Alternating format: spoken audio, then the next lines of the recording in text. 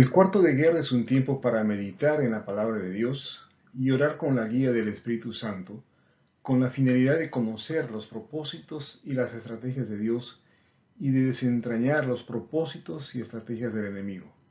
De esta manera, identificamos las decisiones y acciones que debemos realizar para obtener la victoria.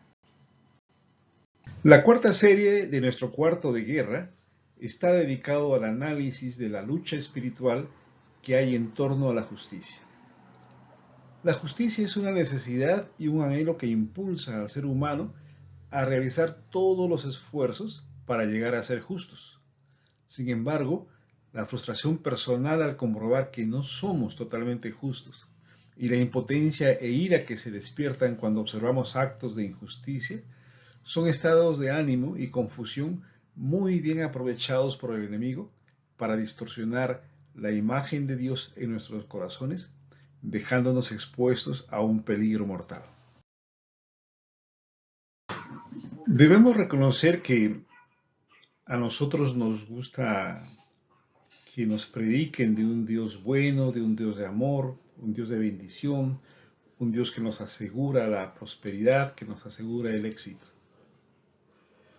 Y cuando se nos habla de un Dios justo, y sobre todo cuando se nos habla de la ira de Dios cuando su justicia es violentada, entonces se genera otro tipo de sensaciones dentro de nuestro corazón. Y eso es la primera señal de una lucha espiritual. Primero tenemos que pensar y reconocer que es necesario que se hable de la justicia con toda claridad y que se defina a sí mismo con claridad lo que significa el pecado y ese comportamiento perverso entre las personas. Porque si no se hace eso, no va a ser posible distinguir a los que son de Dios de los que no son de Dios. Veamos lo que nos dice Romanos 1, 18 y 20 para explicar un poco más esta idea. Empieza diciendo, pero Dios muestra su ira desde el cielo contra los que son pecadores y perversos que detienen la verdad con su perversión. ¿Ven? Está entonces expresando su ira contra todos los que son pecadores y perversos. Esa ira llegará también sobre nosotros. ¿Tenemos nosotros ese sentimiento de ira o de temor a la ira de Dios? ¿Cuál es nuestra posición frente a la ira? Bueno, pero acá está diciendo claramente que esa ira se manifiesta contra todos los que son pecadores y perversos. ¿Por qué? Porque detienen la verdad con su perversión. Entonces, así vamos un poco precisando la naturaleza de esta lucha. O sea, Dios muestra su ira contra todos aquellos que con su conducta detienen la verdad, detienen el avance de la palabra. Amplía aún más y dice, ellos conocen la verdad acerca de Dios, porque Él se la ha hecho evidente. Pues desde la creación del mundo todos han visto los cielos y la tierra, por medio de todo lo que Dios hizo. Ellos pueden ver a simple vista las cualidades invisibles de Dios, su poder eterno y su naturaleza divina. Así que no tienen ninguna excusa para no conocer a Dios. Entonces fíjense cómo plantea Dios claramente las cosas. Lo que quiere distinguir o separar Dios es entre aquel que detiene la verdad y aquel que vive la verdad y transmite la verdad. Allí está entonces la naturaleza de la lucha espiritual. Lo que nos está haciendo ver también Dios a través de estos versículos es cómo el ser humano se presta a ser un instrumento de Satanás para estorbar la obra de Dios.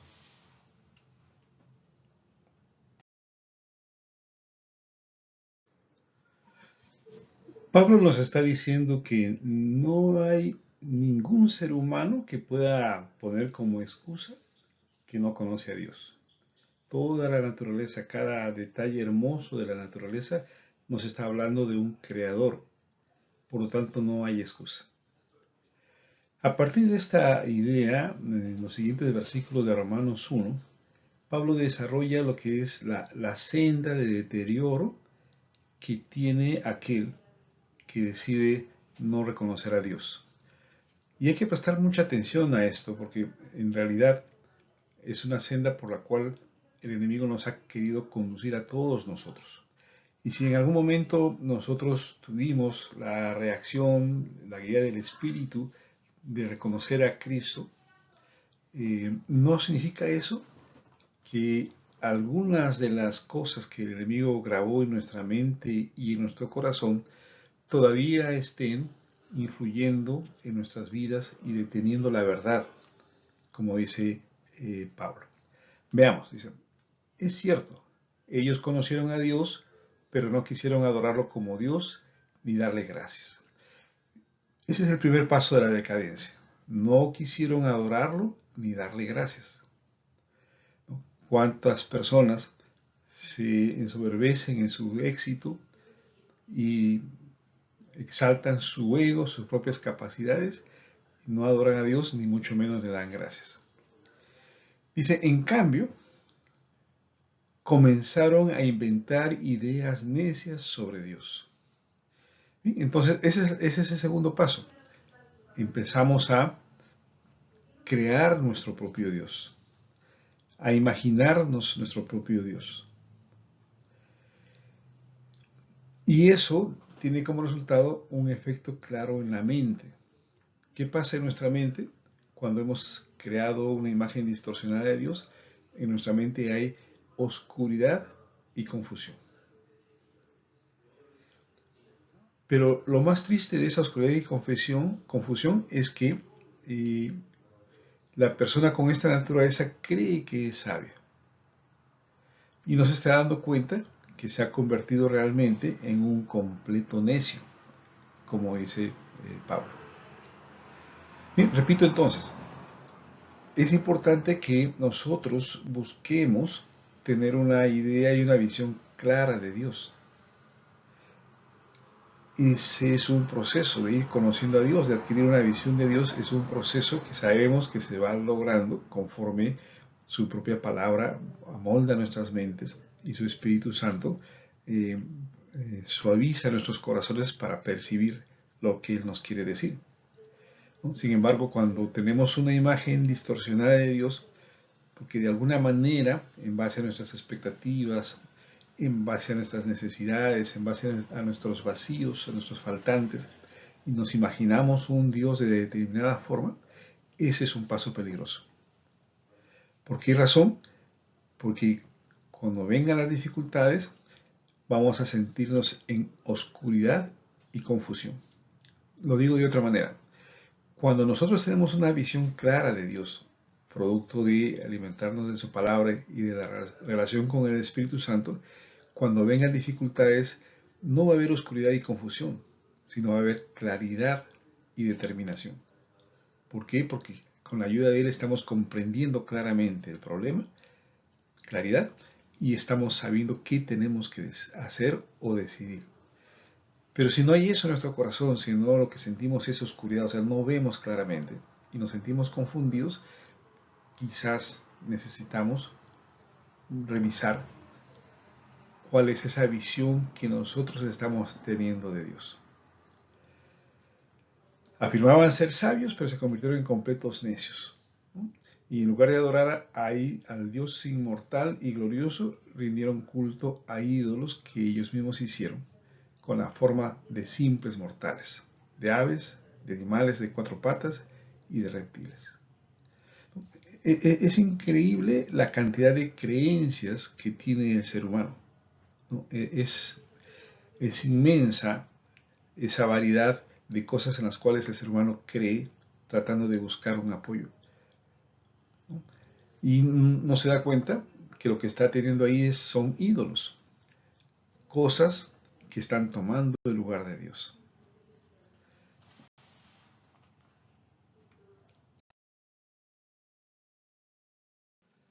La palabra entonces con la que empieza el versículo 24 nos conecta con los versículos anteriores. Entonces resumamos. Dios está hablando del hombre o el ser humano que en primer lugar decide no reconocer a Dios sin ninguna justificación. Que en segundo lugar se inventa su propia visión de Dios. Y eso trae como consecuencia que en su mente, subrayo ahí la palabra mente, en su mente hay oscuridad y confusión. Ahora viene el entonces. ¿Qué hace Dios frente a esa persona que ha tomado esa decisión, que pretende ser sabia pero en realidad es necia? Y aquí la palabra es dura, dice Dios los abandonó. Esta palabra Dios nos abandonó primero nos refleja una imagen de un Dios que está a través del Espíritu Santo buscando, yendo detrás de cada una de las personas para que no se confunda, no se pierda. Pero cuando esta persona ya tomó la decisión de no reconocer a Dios, tomó la decisión de inventarse un Dios distinto y ha dejado que su mente se hunde en la oscuridad y en la confusión, entonces Dios ya no tiene la forma de poder acompañarlo. Ya no tiene la forma de estar buscando la oportunidad para que esta persona abra su corazón a Dios. Entonces ahí viene esta frase, los abandonó. ¿Y qué sucede cuando Dios abandona a esa persona? Esa persona se hunde en cosas cada vez más vergonzosas. Quizás aquellas cosas que tenía muy guardadas, que las deseaba de una manera muy escondida, de pronto se hacen manifiestas, ¿no? Entonces acá está viéndose unas consecuencias sobre el corazón, ¿no? Es decir, cuando Dios abandona a la persona, entonces se manifiesta lo que hay en su corazón, el deseo de esas cosas vergonzosas que había en su corazón. Como resultado, dice, usaron sus cuerpos para hacerse cosas viles y degradantes entre sí. Cambiaron la verdad acerca de Dios por una mentira. Y así rindieron culto y sirvieron a cosas que Dios creó, pero no al Creador mismo, quien es digno de eterna alabanza. Acá vale la pena reflexionar. Dice, rindieron culto y sirvieron a cosas que Dios creó. Lo cual nos está diciendo es que no solamente estamos hablando de esas formas de idolatría, de hechicería y de misterios que suelen tener muchas tradiciones culturales, ¿no? Alimentarse diversos tipos de dioses, sino también podemos estar hablando de una persona muy civilizada, muy culta, que se preocupa por el ambiente, ¿no? Y está buscando adorar y hacer que ese ambiente sea como su Dios. Entonces, no necesariamente estamos hablando de algo que pueda moralmente calificarse como malo, sino estamos hablando del hecho de que nosotros nos quedamos y servimos a las cosas que Dios creó, pero no al Creador mismo. Bien, entonces ese es el efecto que tiene en el corazón. Nuestro corazón, que es el órgano que toma decisiones, ya se rinde. A la par que Dios abandona al ser humano, su corazón se rinde a aquellas fuerzas, aquellos deseos vergonzosos que se desatan y lo llevan a hacer cosas viles con su cuerpo, cosas degradantes con su cuerpo.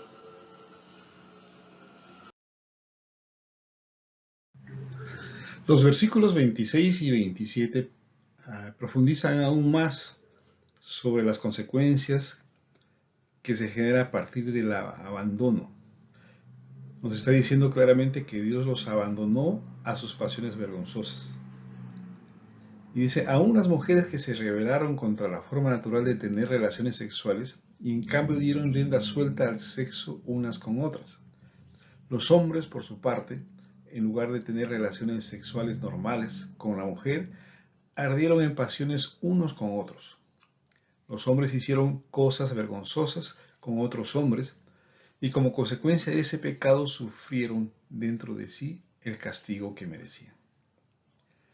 Bien, esto pareciera ser una nota periodística actual, ¿no? Pero lo que nos está mostrando es que esas inclinaciones y esas pasiones vergonzosas han estado siempre presentes en el ser humano a lo largo de la historia.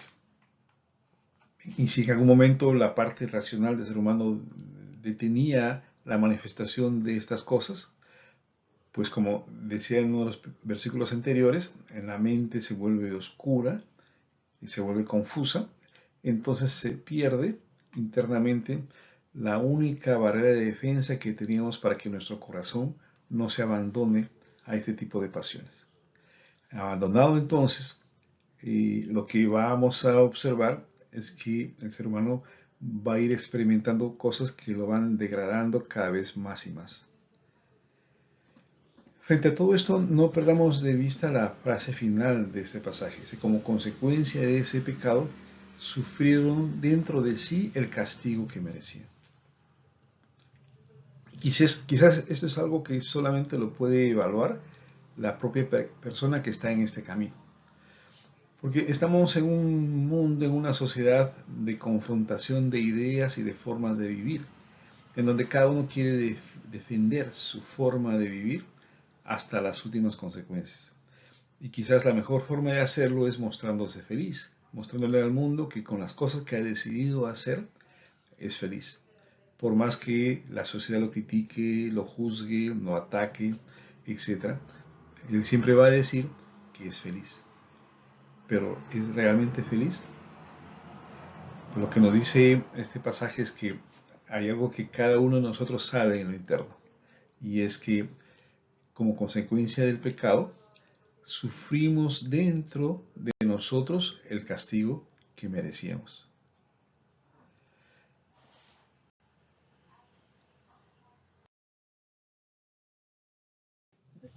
Es bastante gráfica la forma como empieza el versículo 28. Dice, por pensar que era una tontería reconocer a Dios, ¿no? Muchos piensan que el, la discusión acerca de si Dios existe o Dios no existe es algo de menor importancia, es una tontería.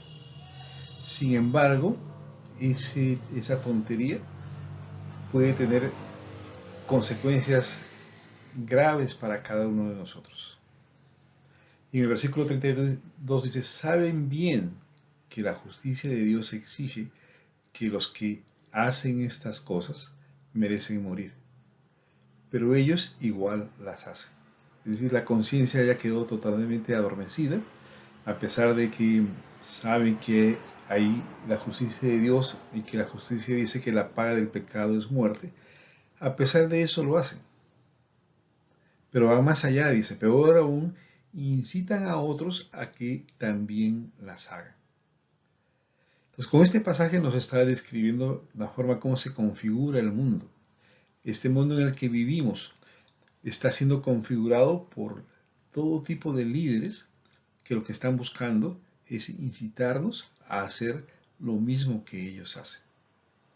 Hay muchos tipos de mensajes, hay muchas imágenes, hay muchos comportamientos de personas que están todas ellas orientadas a lo mismo, a que nosotros también hagamos lo que ellos hacen. Y allí es donde entonces se da otra expresión más de la lucha espiritual. ¿A qué estamos llamados nosotros los cristianos? A mantener nuestra posición y a diferenciarnos del resto. No hacer lo que los demás hacen, no dejarnos llevar por las corrientes de este mundo. Más adelante Pablo dirá algo similar, ¿no? Que no nos dejemos llevar por las corrientes de este mundo, sino que transformemos nuestro entendimiento. Y ese es el mensaje con el que nos quedamos en esta primera reflexión respecto a la lucha espiritual que se cierne en torno a la justicia. Busquemos a Dios porque es Él el que nos va a dar su justicia y el que nos va a enseñar justicia. Reflexionemos y tengamos cuidado respecto a nuestra mente y nuestro corazón.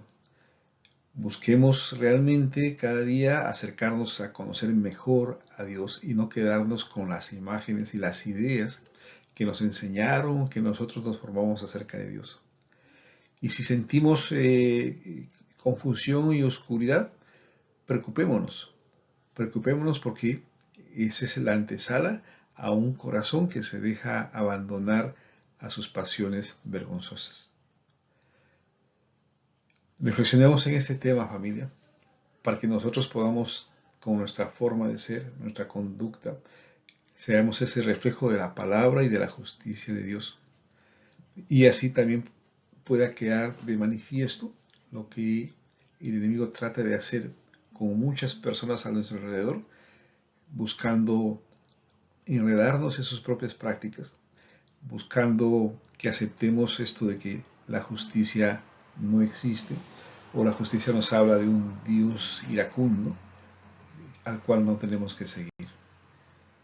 Que el Señor nos dé mucha sabiduría a todos nosotros.